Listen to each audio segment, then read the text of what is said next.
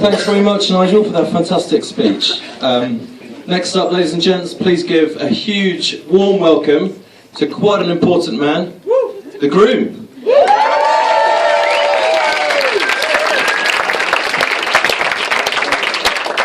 Nigel, I'll just say that was an absolutely amazing speech. Thank you very much. And to be perfectly honest, I just want to start off today by just saying an absolutely massive thank you to Nigel and Juliet.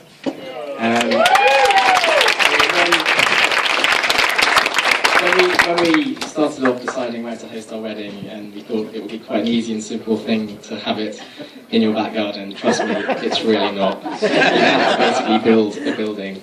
And over the last 8 months, they've been stressing out and sending me so many emails, which I haven't even got the time to read, let alone do anything about.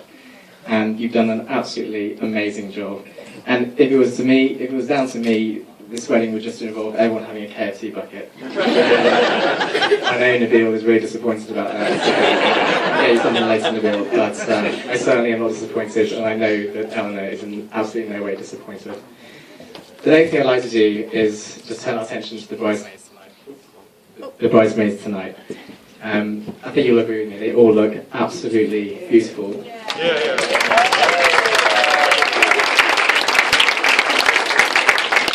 And as Nigel has said, a special mention to Rebecca, who has come all the way from Hong Kong today. And I know that you weren't able to be there. She's got cardboard. And I know you weren't able to be there at the hen do, and I think everyone was obviously really disappointed about that. But we're all really glad to have you here tonight, so thank you for coming all this way. And the second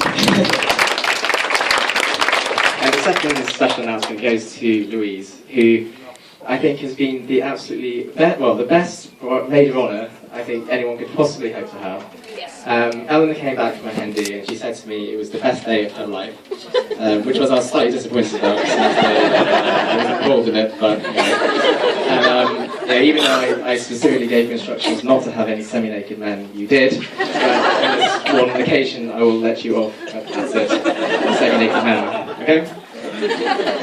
So if we could all just raise our glasses to the beautiful bridesmaids. Cheers, guys.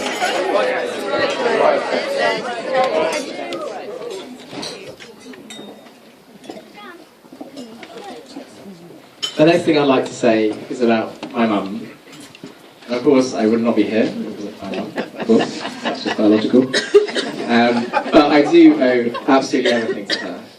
She's been an amazing support through the real tough times and the good times, but you've always been there. You are also the most embarrassing mother.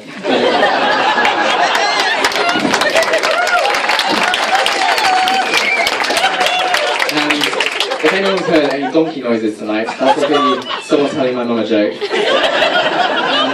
At some point tonight, my mum also will scream at the top of her voice, which she calls singing, but I still think it's screaming.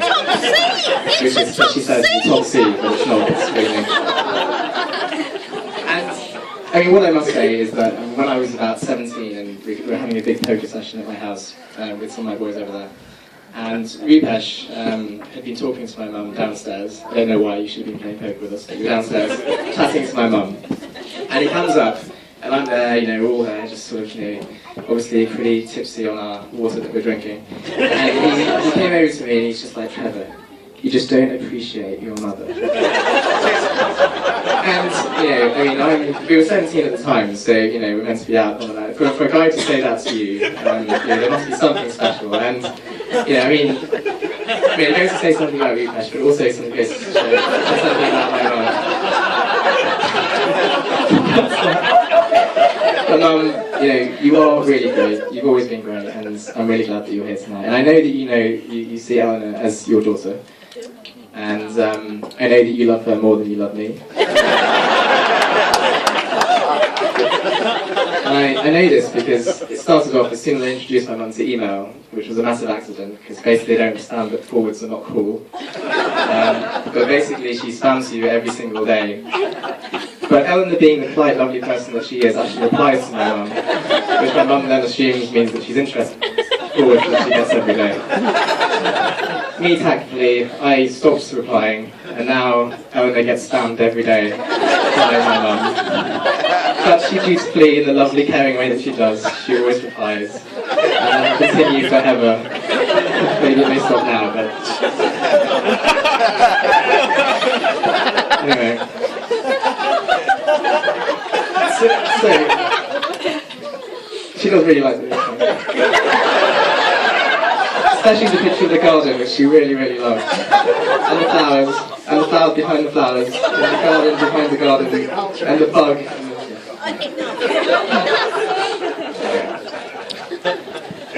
So, I'd like to give a toast to my mum. And as Nigel mentioned today, my dad can't be here. And it's obviously very sad for me. It's obviously as sad and more sad for my mum. And I'd like to toast both my mum and my dad. So, raise your glasses, please. Cheers to my mum and my dad.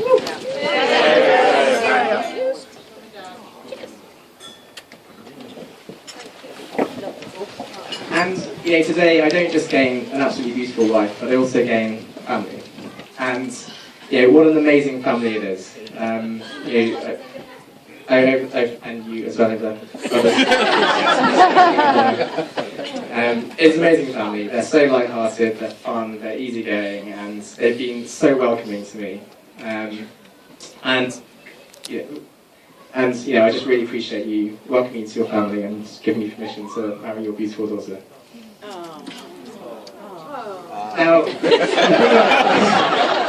Now, Eleanor obviously loves both of her parents equally, of course. But there are also traits that I see in her dad that I see in her. And I know this is going to embarrass her, but about a year ago I was sitting opposite Eleanor and we were having dinner, and we were discussing her dad, and she was just talking about sort of how proud she is of him. And she was saying, all the things that he does, how he's a doctor, but in and out of work he's so selfless, and he really doesn't ask for any praise or any reward. And within about 15 minutes, she's absolutely bawling her eyes out at me. And she's really upset. And I said to her, you were going to tell your dad? And she said, well, I just can't, but maybe you will one day. So I thought I'd choose today in front of 110 guests. Say that your daughter loves you very much and is very, very proud of you.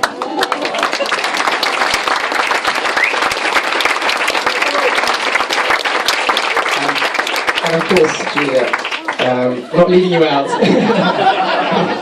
don't know something. You make a really great cake. And the cake that you'll all see later is Juliet's own concoction, so thank you very much for the cake.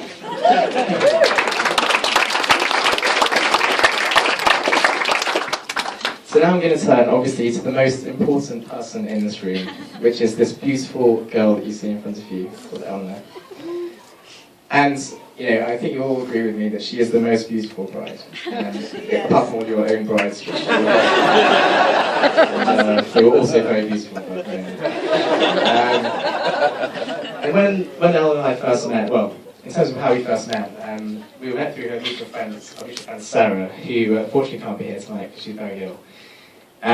But basically, she texted Eleanor or phoned Eleanor and says, Eleanor phoned Sarah and said, do you have any single friends in London? And thank God, she only had one. And she basically said, well, I've got this friend called Trevor. So, through Facebook, we sent a respective link to each other saying, do you want to go on a date with each other? And I looked at Eleanor's photo and I just thought, that is absolute marriage material. Absolute marriage material. Which is not exactly what Eleanor thought after our first date.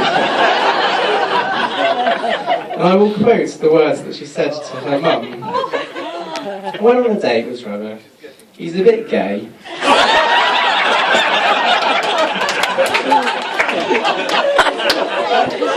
He's a bit chubby. But he made me laugh a bit.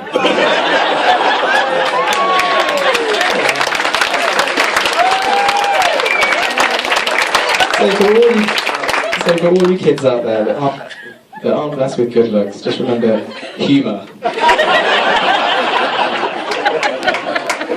I wasn't pointing at anyone specifically.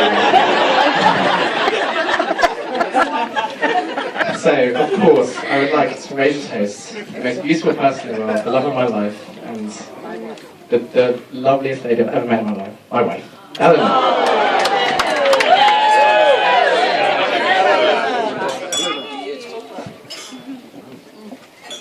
So, without further ado, I hand you over to my best man.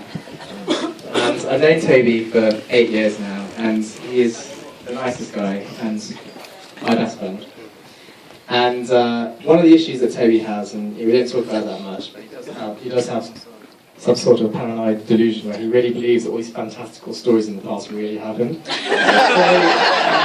So if you would just give him the benefit of the doubt and humour him for the next 15 minutes, that would be absolutely fantastic. So, Toby, my best man.